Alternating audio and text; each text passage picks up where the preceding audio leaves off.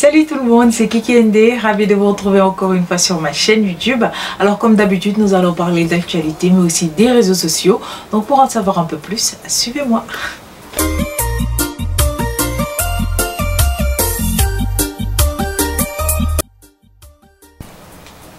Alors aujourd'hui pour l'actualité, nous avons des actualités très croustillantes. Donc l'ini commencer avec Ndella Madior Diouf qui a fait beaucoup parler d'elle ces jours-ci. C'est li nga xamanteni rek mom modi site internet yi waye tamit ci réseaux sociaux yi. Récemment on l'a invité ci li nga xamanteni mom modi émission bobu di confrontation di daw ci 2STV mi nga xamanteni Bijou Ndiaye mo koy présenter. Donc mom biñu ko invité ils étaient en train de parler un peu plus ci li nga rek moom mooy di relation bi dox ci diggante moom ak employé boobu la nga xamante ni temps yi jotoon nañ fi am problème. Donc elle est revenue dessus ci loolu Bijou Ndiaye a rebondi te daal di xamle ko ni que cette dame là a dit qu'elle était une lesbienne. Donc Ndella Madior Diouf pour se défendre elle a fait savoir qu'elle adore les hommes. Donc elle n'est pas du tout lesbienne, qu'elle n'est pas intéressée par les femmes et ne voit pas l'utilité d'être intéressée par des femmes alors qu'il y a des hommes.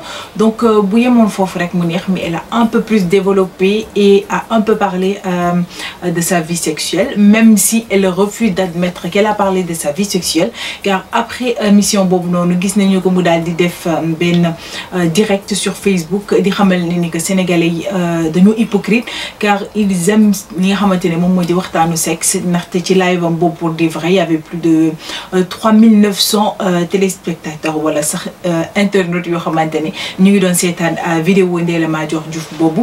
Donc elle a tenu des propos à savoir qu'elle va faire maintenant des cours de sexologie ou bien de sexologue. Elle va faire des cours de sexe sur Facebook. En tout cas pour jàngal ñi nga xamantene rek ñom ñoy di sénégalais complexes yi ñëmé ay sujets tabou pour xamal leen ni parler de sexe n'est pas tabou. Donc elle en parle avec ses enfants, donc pourquoi pas en parler devant la télévision. En tout cas pour en savoir un peu plus, vous trouverez toutes les informations sur Facebook, sur YouTube, mais aussi ci ay page am yi nga xamantene mom moy di Facebook ou bien page YouTube tout c'est Ndella Madior Diouf. Donc pour avoir un peu plus de détails, mais cependant concernant tout ça vous aurez aussi les images et les vidéos que je vais vous montrer en même temps. Alors nous allons passer à l'actualité qui suit. À présent parlons de Mbathio Ndiaye. Donc comme ni ngeen ko xamé sama last vidéo bi maa ngi si doon wane li nga xamanteni rek moom moo di mariage kii di Mbathio Ndiaye préparation yi ak dot yi nga xamanteni indi nañu ko. Donc ce samedi là Mbathio Ndiaye a dit oui à monsieur Ndiaye. Donc tey jii nag mu ngi wuyoo ci turu madame Ndiaye. Donc mariage bi célébré nañu ko en toute intimité. Gis nañ ni que bëriwul woon ay nit trop. Donc c'était un mariage simple avec la famille et les amis intimes. Gis nañ ni itamit moom ci xew bi ki mu magale boppam moom moo di Oumou Sow. Gis nañ ci artistes yu bëri ñëw ci li nga xamante ne moom moo di mariage am waaye seetluwuñu ci ki nga xamante ne moom moo di Ndeye Gueye quelque chose bi nga xamante ne internet yi xaw nañu ko seetlu. Mais cependant elle a été une mariée sublime, magnifique, resplendissante, sañse bi rafet, takkaay yi jekk. Donc machallah on lui souhaite un heureux ménage. Donc bu ñu waxee ci loolu ba pare j'aimerais juste wax tuuti ci li nga xamante ne moom moo di acharnement bi sénégalais yi di acharné bu ci ki nga xamante ne moom moo di Mbathio Ndiaye. Parce que gis nañ ay commentaires yu soxor yoo xamante ne sur Facebook ou bien sur les autres pages de Mbathio Ndiaye ou ci site internet yi où les gens se rappellent du passé de Mbathio Ndiaye ou bien disent des choses hyper méchantes. Ci commentaire je vais vous montrer ça, vous allez voir un peu. Donc tout le monde fait des erreurs dans la vie, ñëppay juum. Personne n'est totalement blanche, personne ne vit dans un monde où c'est rempli de bonbons et de roses. Il faut savoir que tout le monde fait des erreurs. Elle a fait des erreurs, elle a assumé, continuer de vivre vivre. Pourquoi tout le temps lui rabâcher ou di indi war li nga xamanteni mom modi passer? Laissez-la vivre heureuse. Elle est mariée maintenant. Bay len jambour li passé na bay len di sulli mbotu jambour yi ta xamne ko sulli won seeni mbot du len neex. Donc maintenant nous allons passer à une autre actualité. C'est tout de suite.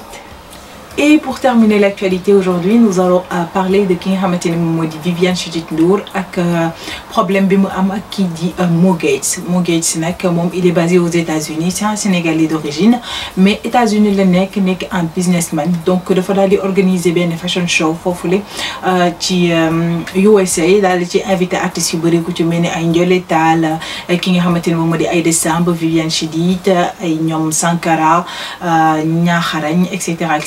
Donc récemment on a vu ki nga xamanteni mom modi Viviane Chidid Ndour wacc ci li nga xamanteni mom modi aéroport bu USA, ñaa snap ko et tout ça ñu dal di dem ci suite am ñaa aussi continuer di snapper bi mi snapper on a vu Mo Gates di lire contrat ki nga xamanteni mom modi Viviane Chidid di ko wax ne que ndax 3 millions de francs CFA yi ñu waxante won jot nako ndax suite bi arrangé nako etc. Et on a un peu vu Viviane s'énerver di laaj ñaan lan motax mu muy filmer. Donc à part ça loolu rek lañu am comme information parce que après on a vu Mo Gates di expliquer ci snap Ñaxarañ ni que kii di Viviane daal di nay boudé dem ñibi donte joxewul raison yi. On peut dire que peut-être que c'est à cause de ça motax Viviane daal di dem parce que on a un peu divulgué li nga xamanteni mom modi contrat mom ak mom donc peut-être que ça lui a pas plu motax mu dem. En tout cas il y a eu beaucoup de réactions ci li nga xamanteni mom modi internet bi. Certaines trouvent que Viviane fait trop la diva tandis que d'autres ñu ngi daal di jël défense. Certains même dem nañ ba naan ko da nga tek sa bopp Beyoncé wala ki nga xamantene mom modi Shakira motax nga boudé di dem way ñun mom lolu safuñu etc. Donc j'aimerais dire aux Sénégalais que Viviane, même si elle n'est pas Beyoncé, même si elle n'est pas Jennifer Lopez, c'est une Viviane et elle est notre Beyoncé qui fait un moment du Sénégal parce qu'elle nous représente un peu partout. C'est pas parce qu'elle a ben certain âge que nous devons catégoriser pour mettre une nouvelle génération. Non, Jennifer Lopez mi ngeen di jël comme référence ou d'autres artistes instant bi ni laq nañu ëpp 40 ans di dem. Donc té buñ leen gissé tay ji on va dire qu'elles ont 20 ans. Quoi qu'il en soit ak lan motax Viviane dem boudé on a divulgué son contrat dox ci digënté mom ak Mo Gates. C'était pas quelque chose de normal parce que je pense que lolu intimité le vie privée c'est pas la peine de le dévoiler à tout le monde. Elle a le droit si elle se sent pas bien quelque part mu dem yoonam. En tout cas on va suivre l'information un peu plus pour savoir exactement lan mo xew foofu parce que dégguñu ba tay Viviane yëkkati ay kàddu jëmale ko ci information bi ni mel. Maintenant, parlons d'Instagram. Aujourd'hui, nous allons parler de la page de Ma Emota. Mais avant cela, nous allons parler d'Octobre Rose. Madame Tifateli, nous sommes octobre. Donc, c'est un mois dédié à toutes les femmes qui ont fait un cancer du sein. On en parle très peu, alors que ça tue des millions de femmes. Donc, donc ñi nga xamanteni rek ñom ñoo di influenceuses yoy di Ma Emota dañu dal di jël sen fête anniversaire le 20 octobre jagleel ko feebar boobule di cancer du sein organiser ben dépistage gratuit foofu ci Rufisque ngir rek jigéen ñi mëna ñëw dal di dépister wu gratuitement. Comme vous le savez ci Octobre Rose toutes les femmes peuvent se faire dépister gratuitement ci lolu itamit mën nañu gëna jàng ci li nga xamanteni mom modi cancer du sein ñu wax leen nan la ni moytu li nga xamanteni mom modi feebar bi waye itamit wax leen lan mo wara indi voilà sax li nga xamanteni mom moy indi feebaru cancer du sein ak ni nga xamanteni rek nonu lañu ko wara moytondo ba nga xamanteni du japp jigéen ñi ci lu bari. Donc feebar bobulé aussi ci fatali ça coûte beaucoup de francs CFA ci ñi nga xamanteni rek mom moy jigéen ñi mu dal parce que buñu xolé analyse yi traitement yi ak garab yi c'est très cher. Donc nous soutenons toutes les femmes. Et comme ni ma leen ko waxee rek ci biir mooy page influenceuse yooyu les di Ma Emota. Donc gis nañu leen ñoom ci lu bëri ce sont des présentatrices yi nga xamante ne rek ñu ngi leen di gis ci télé yi ci rajo yi et cetera. Donc ci mouvement instant bi cancer du sein la ñu nekk. Donc on les a vus aussi ñuy démarcher li nu mel ci plusieurs radios yi nga xamante ne ñu ngi féetewoo foofule ci à Dakar. Donc nous les encourageons beaucoup. Je vais vous mettre leur page Instagram comme ça di ngeen mën a suivre li nga xamante ne rek moom la ñaari jumelles yooyu les d'IDEF. Donc vous allez trouver aussi leur page Facebook etc. car ci lu bari rek lañuy dal di yëngu comme ni ma leen ko waxé tantôt. Allez les suivre, abonnez-vous et likez leur page car elles font des choses très intéressantes. Et voilà tout le monde, tey nag lii laa leen indiloon ci seen vidéo wala sax ci sunu vidéo, donc j'espère que li ma leen indiloon tey neex na leen. Je vous donne rendez-vous très bientôt pour une autre vidéo. Sur ce, prenez bien soin de vous, je vous fais de gros bisous. Mouah.